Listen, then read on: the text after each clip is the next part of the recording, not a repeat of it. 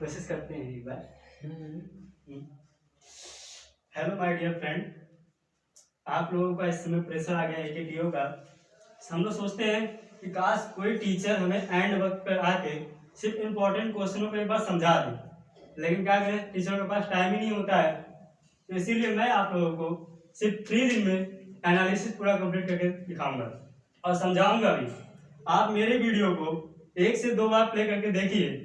अगर आपको कहीं भी कोई भी डाउट रह जाता है या आपको लगता है कि टीचर गलत पढ़ा रहा है या नहीं समझा पाया है, तो आप मेरे वीडियो को बेझिझक लाइक डिसलाइक करके जा सकते हैं। चलिए ठीक है, मैं शुरू करता हूँ। पहला जैसे हमारा है इलेक्ट्रोकेमिकल मेथड। तो इसमें हम लोग क्या करेंगे, जैसे लिखा होता है हम बोलेंगे in this method use electrode and ionic solution to determine the end point for flow of electrical current. जैसे देखिए आपके सामने ये चित्र बना हुआ है, इसमें क्या है, एक बीकर है और उसमें 2 इलेक्ट्रोड लगे हैं। इसमें से एक पॉजिटिव है निगेटिव। हमको पता होता है कि इलेक्ट्रिकल करंट चलने के लिए हमको धनायन और ऋणायन की आवश्यकता होती है।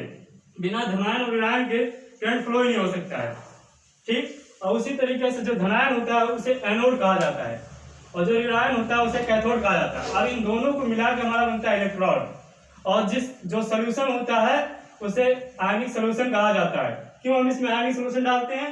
क्योंकि अगर आयनिक सोल्यूशन नहीं रहेगा तो ये कैथोड और एनोड की तरह मूव नहीं करेगा, इसीलिए इसमें आयनिक सोल्यूशन का प्रयोग किया जाता है। अब जो आयन कैथोड की तरफ जाता है उसे कैट आयन, कैथोड की तरफ कौन सा आयन जाएगा? वही जाएगा ना। कैथोड क्या होता है, निगेटिव होता है, तो इसके पास कौन जाएगा? पॉजिटिव। क्योंकि कभी नमक से नमक नहीं खाया जा सकता। जैसे कि रिलेशनशिप में होता है, क्या कभी कोई लड़का लड़के से शादी कर सकता है? नहीं ना। तो उसी तरीके से इसमें भी है, तो इसीलिए इसमें क्या होगा, प्लस और माइनस आएगा।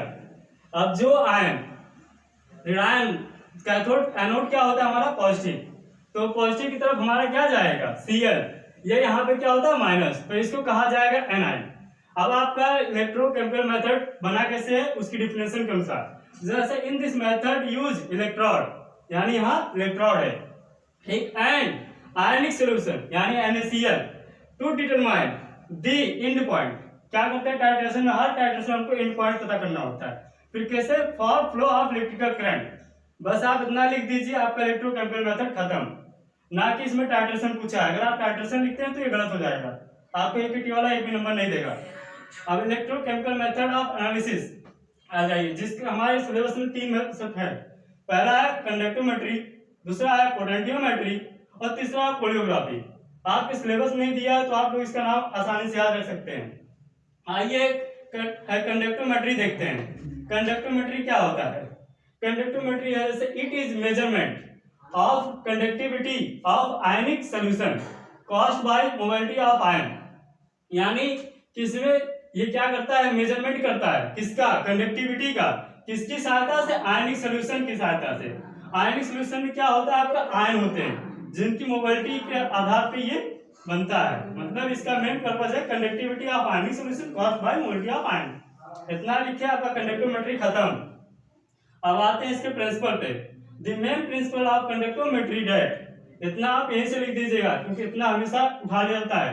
The main principle of conductometry that, अब मेन चीज आपको यहां से शुरू होता है। The solution of ions present in a chemical cell are responsible for electrical current.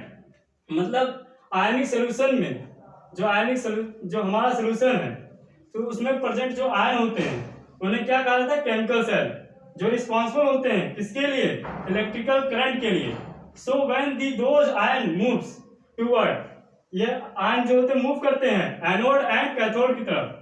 जो आयन कैथोड एनोड की तरफ मूव करते हैं उन्हें क्या कहते हैं? एनायन एंड कैटायन, जैसा कि यहाँ मैंने पहले समझाया आपको। फिर एक चीज एग्जाम में आया था पिछले साल, ओम्स लॉ।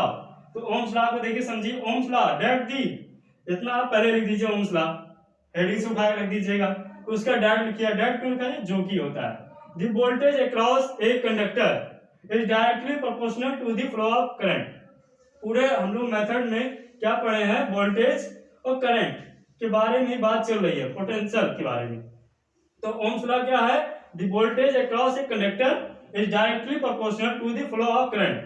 यानी हमको मेन चीज क्या रखना होगा? वोल्टेज और उसके बाद प्रोपोर्शनल। पोटेंशियोमेट्री ऑफ इसका फ्लो ऑफ करंट।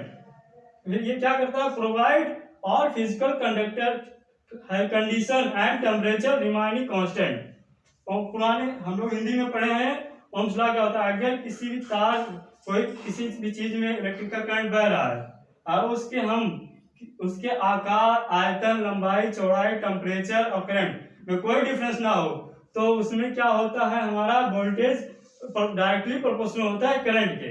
यही चीज इसमें बताया गया है। अब यहाँ हम लोगों का हो गया खत्म। आप इतना करेंगे, आपका कितना नंबर, 4, मैंने आपका 2, 2, 4 और 1, 6 नंबर आपका पूरा कंप्लीट करा दिया। Thank you.